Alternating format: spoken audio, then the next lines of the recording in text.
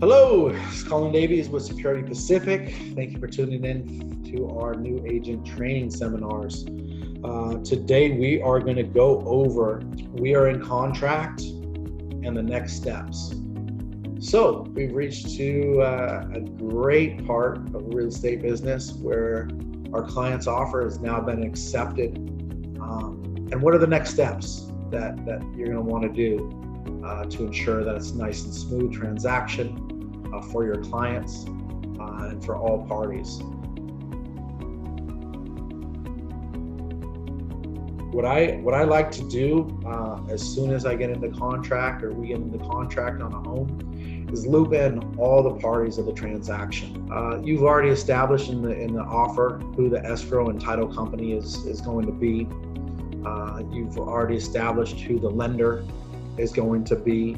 You already know who the listing agent is. We have Pam as our transaction compliance, and you're going to want to send the ratified contract to all parties. And when I say the ratified contract, that's not necessarily addendums or the proof of funds or the pre-approval letter. I'm talking about just the standard contract that you've been accepted on. And what I like to do is I send out an email to the escrow officer, possibly if they have an assistant, including them, the lender who's doing the financing, their contact, maybe they have a team member as well, the listing agent, and also I'll include Pam on it because she's manager of the transaction compliance. Then I'll attach the ratified offer. For each of those parties, I will include their email and their direct phone number. So all the parties now are looped in, and then you have that attached ratified contract so everybody can start talking to each other.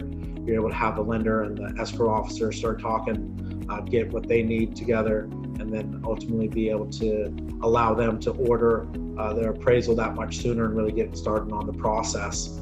It also establishes the date that it was received. So even if I get it at 11 o'clock at night, I'm still sending out that email to everybody. And that's really a great reference point also to go back to see when the contract was ratified and signed by all parties.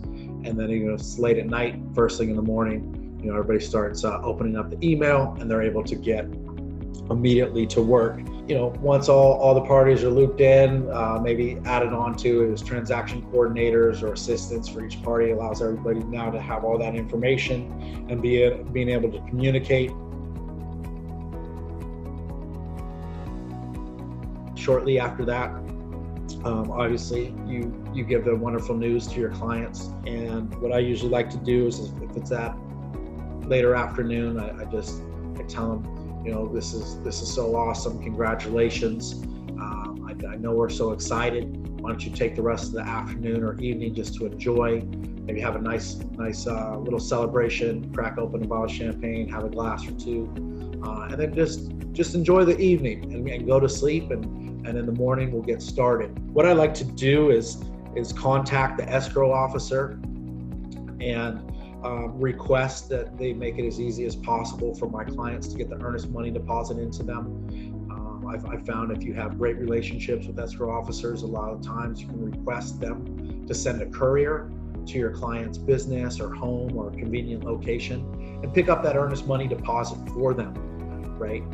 If that doesn't work, a lot of times I'll offer to my clients to be able to go and pick up that personal check or cashier's check for them, and then I'll deliver it directly to the escrow company where they'll be then able to give me a receipt of the deposit and forward that on to my clients. But ultimately, you want to make that as easy as possible, so it doesn't hurt to contact that escrow officer, request that they set up a courier, request that they call your clients to make it as easy as possible for them to get that earnest money deposit to them. They can also be providing wire instructions if they prefer to do it that way. But it also allows you to establish communication with that escrow officer and get everything going. Once you get that earnest money deposit in, escrow is now open, everything's jamming. What I like to do is get all the dates down on the calendar. I'll use my Google Calendar. I know there's a lot of agents that will use handwritten calendars, putting in that inspection date that appraisal date and that loan date for all those contingency removals when they are due. There's great tech tools out there. One is Folio by Amtree, where you're able to put in when an offer has been accepted, and then you can put in the timelines that are automatically going to populate to your calendar of choice, whether that's Google or Outlook. And that's really going to allow you to stay on top of things, because ultimately if you make that offer, you want to be able to perform. And if there's any delays or anything, you want to be able to communicate sooner than later to the listing agent, so all parties know that everybody's moving. What's great about it is by following the last training seminar, with you having conversations and reviewing the disclosures very thoroughly, you're able to already have an idea of what your clients are going to want inspections to be, right? Maybe there wasn't a home inspection or a roof inspection, and you already know up front if we do get into contract, so those are some of the first things that you're going to have booked. What I like to do is I provide companies to my clients that I've worked with before up front, and giving them the contact information. I usually provide 3 maybe home inspections, 3 termite companies, 3 roof inspectors, and then ask them, hey, you know what, if it's more convenient for you, I'm happy to schedule them. Give me a few days that work for you in the time frames, and I'll reach out to these guys and I'll set them up, right? So that really kind of takes it off their plate, and then they're able to schedule that they make sure that they're at the home inspection to go through and inspect the property with the home inspector. I like to do that usually day 1. So if we got the offer accepted on a Saturday, maybe that's not a good example, but if we got it accepted on a Sunday, that Monday I'm making calls in the morning, or I have my clients making calls that Monday morning to schedule inspections. Even in this tight market too, I know myself and other agents sometimes will actually schedule an inspection before the offer date is accepted, right? So you set up a tentative inspection date 4 or 5 days out instead of having to get into contract and wait 2 weeks. That's really going to kind of give you more time to get inspections done for your clients, where they really can process what they found out from the inspections, and then also decide whether if they want to do further inspections based on the outcome of those inspection reports. Ultimately, now you have escrow open, you have all the inspections scheduled. You want to communicate all of this to the listing agent, let them know what's going on. You've already put all the parties in communication together, so the lending side of it's able to work with escrow. They're able to order their appraisal.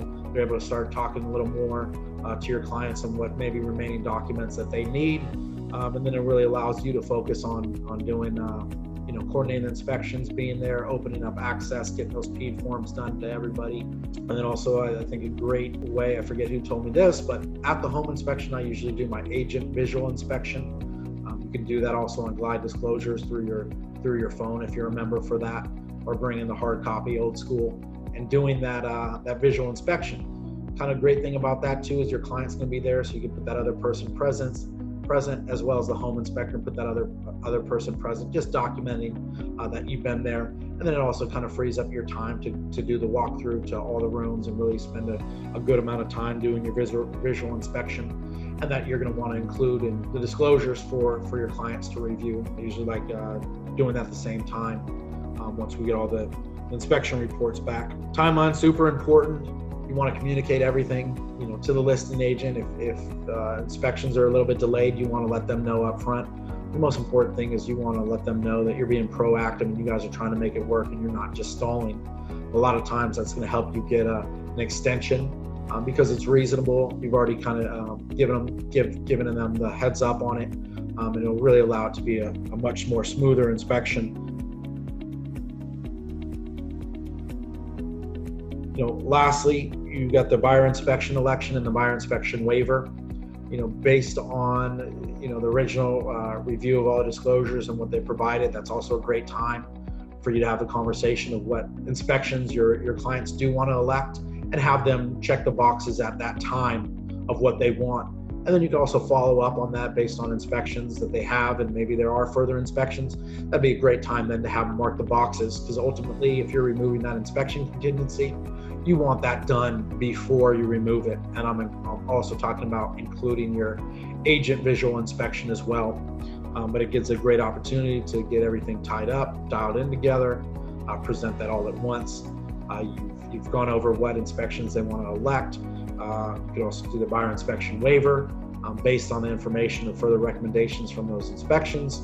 If your client doesn't want to do it, it's great documentation for them to fill out that form as well. You're ready to remove that inspection contingency, right? Financing's doing their side of it. You're now at a point where we're ready for the next training seminar.